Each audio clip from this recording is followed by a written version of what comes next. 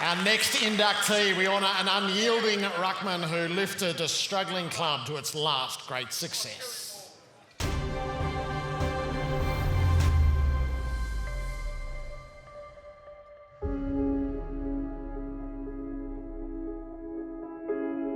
So I arrived at South Adelaide in the late 80s and we'd been starved of success. 1964 was the last premiership that South Adelaide had won and still is, and Pete was a big part of. A great mark in the pack, Darley is within goal-kicking range.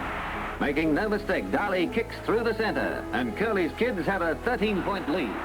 Pete attended Prince Alfred College, which is a famous sporting school here in South Australia, and went straight to playing league footy at South Adelaide. He came into the football world when ruckmen were pretty much tapping the ball and not doing much else. And then, of course, his physical stature, he was a big man, but he was fairly mobile. And what he was able to do was use his body really well and take a lot of marks around the ground. Darley in front of Darley, holds his strong mark. That ruck position, in a lot of ways, was transformed by the way Peter started to play and his ability to impact on games. After debuting as a 16-year-old in 1962, he won the best and fairest in 1963. And then a year later, Neil Curley arrived at the football club after South had finished bottom, and he took him to the premiership. And then, of course, Peter was the best and fairest again that year. So what a phenomenal turnaround. After winning the premiership, and unfortunately South couldn't maintain that high stand, but Peter was the one constant. He won a club record 7 best and fairests, and of course that culminated in 1969 when he was named in the All-Australian side after a carnival here in Adelaide. Pete also captained South Adelaide for 3 years, including 2 years as captain coach.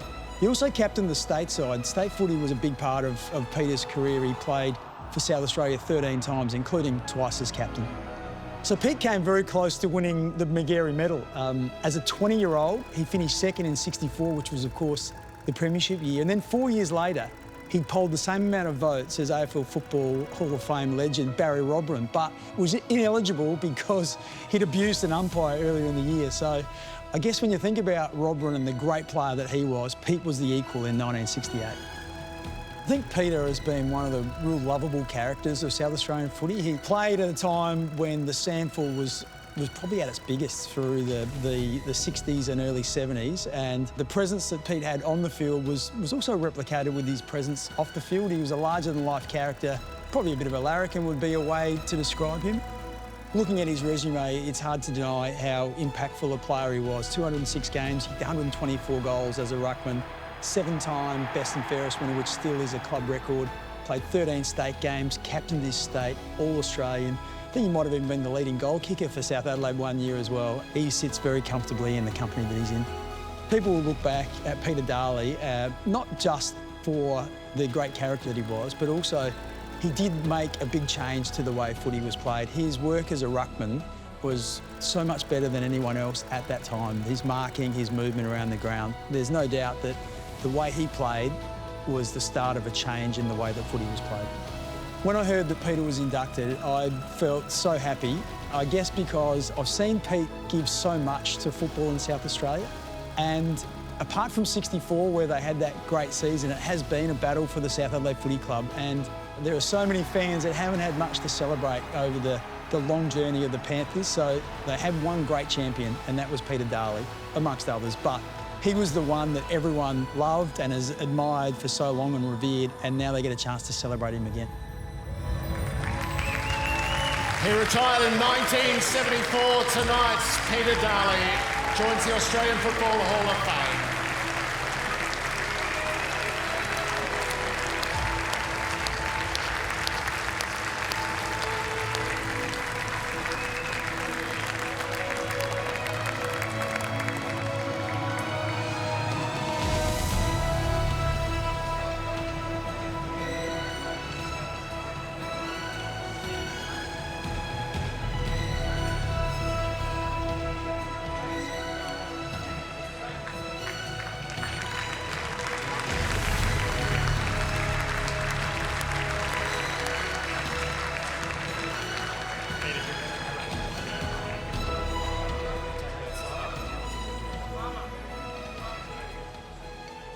Peter, you've driven across from Adelaide for this. What do you make of it? I'm overwhelmed. It's pretty sensational, really. The only thing I'm disappointed in is the fact that I'm black and white, everybody else was in colour. Prince Alfred College is the genesis of this story. Not just footy, but cricket as well. Did you play under Ian Chappell? I played with Ian at school. It was a choice after school whether it be cricket or football, and I chose football because you only played football on a Saturday. Cricket was a 3 or 4 day event, and I liked the Saturday option better. You'd have been a tearaway quick, wouldn't you? Well, I'm not sure about that, but I was an opening bowler, and it was a pleasure to actually play the game with Ian.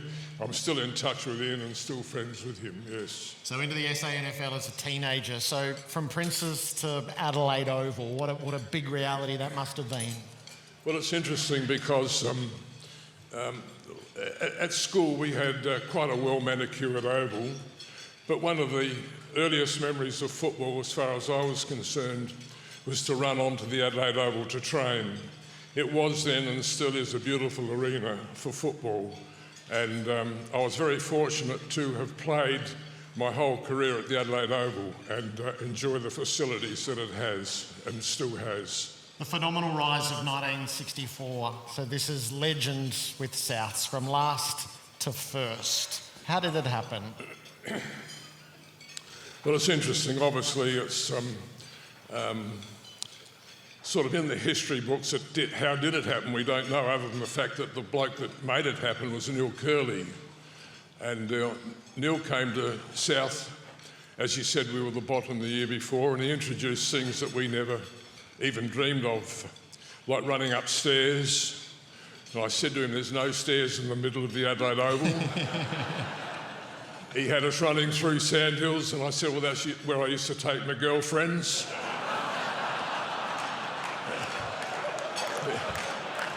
It brought back a few fond memories, I can tell you.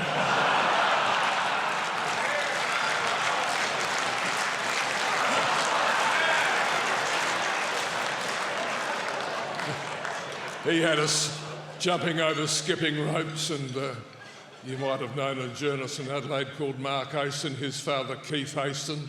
He had us running around in circles like fairies, but he brought a level of fitness to the club, but more importantly, he moulded a team from a group of footballers that had played together for 2 or 3 years, and he taught them how to play as a team, not only on the football field, but he also offered us the opportunity to play off the football field, which I took up quite readily and happily. But he had us, I used to go ferreting with him, water skiing with him, I used to go duck shooting with him, and that was all part of moulding the group. So it wasn't just about football, it was about a team. And Neil, I was a friend with him up until his demise, which is rather sad. But anyway, I classify him as a friend, and he was the bloke that made it work at South Adelaide. All right, Peter, with a degree of nerves, I ask you, there was once a famous headline, wasn't there? Darley, I run on beer.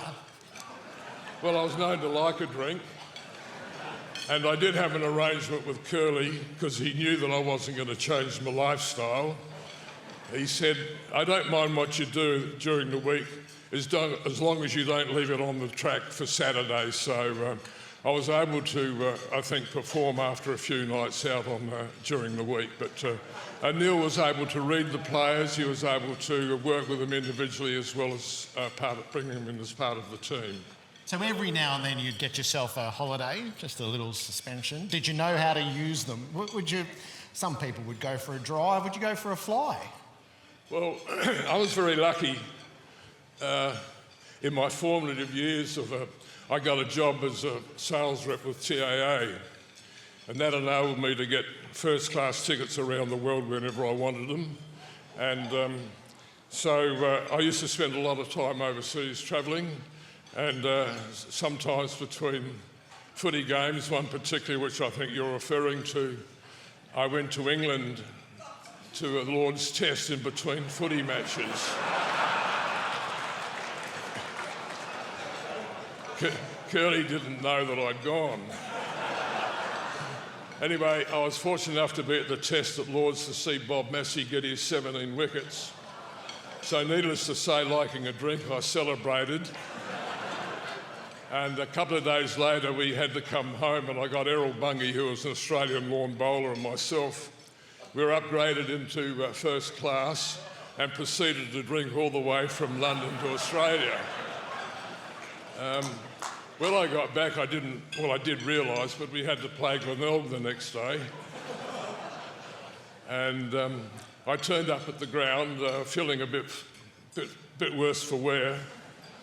And we actually, behind at half-time, at three-quarter time, I must have turned on the gas. And we went past Glenelg, and after three-quarter time, I ran out of gas. And they called the bloody stretcher. Halfway off the ground, the stretcher broke and I had to get up and walk off.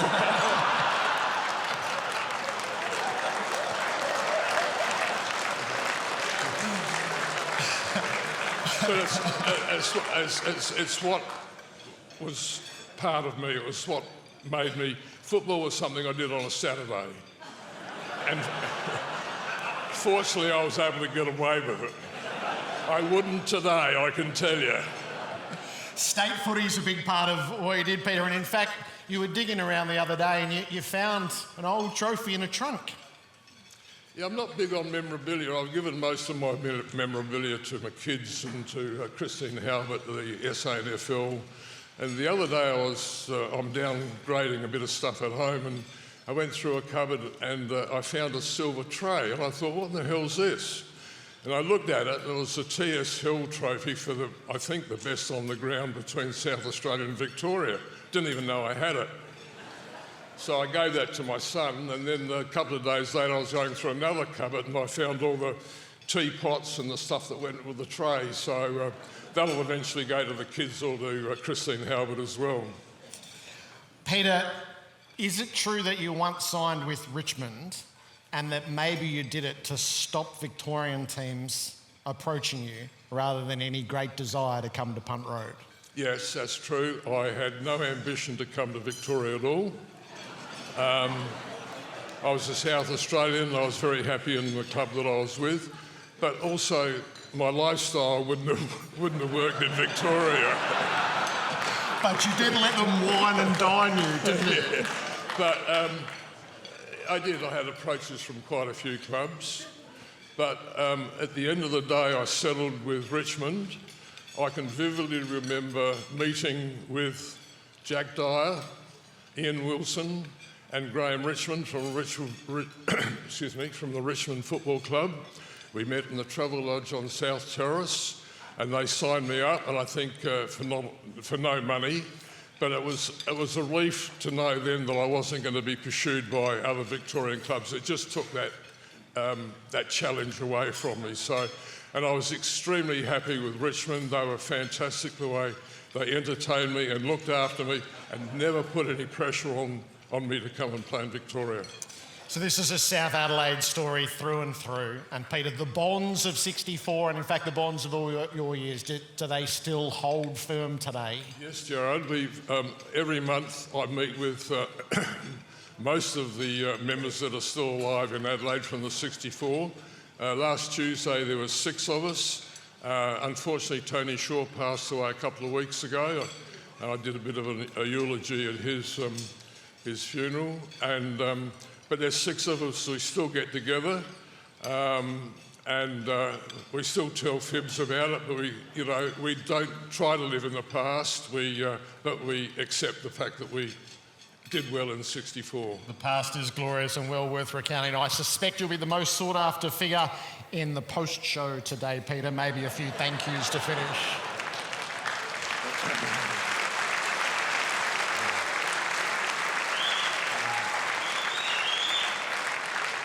Thanks, Gerard. I'll be very short and brief. I'm sort of only going to reiterate most what the other people have said, the other inductees have said. I'd like to congratulate the other inductees, and I'm proud to be associated with them tonight. I'd very much like to thank Mr. Goyder and his committee for choosing me to be in this Hall of Fame. I'd also like to pass on my thanks to Patrick Keane and to Eliza Jones for the way that they so professionally handled the situation and made me completely at ease, even though I really struggled with the nomination. But they made me feel fantastic about it. To my father Rex, who gave up his education to give me an education, I will be forever thankful to him, not only for the education, but also the way that he has guided me in my life. To my mother Marge, what can you say about your mum? She was just a beautiful lady who used to wash the mud off my footy shorts, the mud out of my socks, and the sweat out of my jockstrap.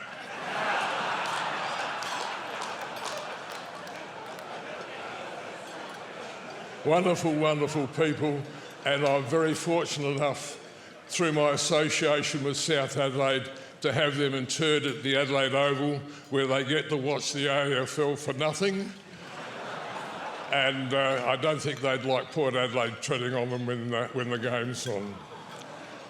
To my wife, Deb, who's guided me and encouraged me in the last 2 months, I'd like to thank her.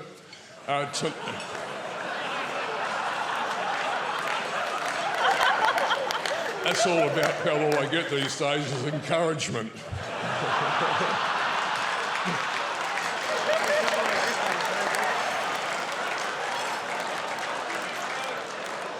Well, I am 81, let's face it. I'm very fortunate tonight to have my whole family here, thanks to the AFL.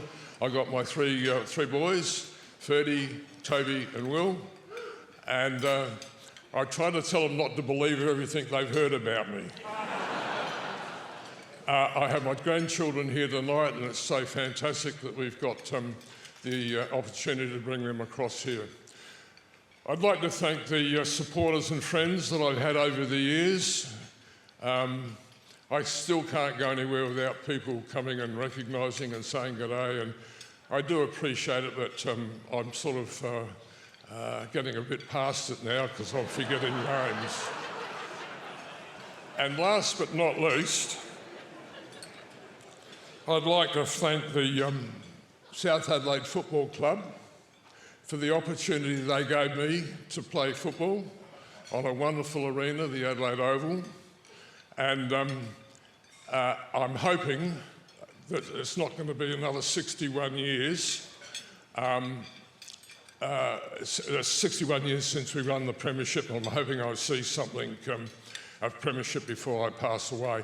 But just in finishing, I have a special guest with me tonight, Wayne Jackson, who you all know. Wayne and I have been friends since school days, 13, so that's 68 years. Wayne